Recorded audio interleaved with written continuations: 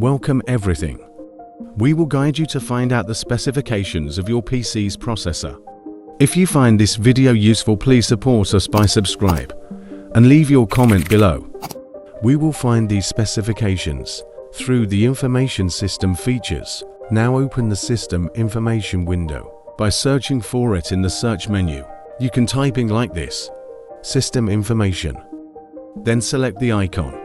When the system window appears, in the System Summary section on the left, Specification Information appears on the right.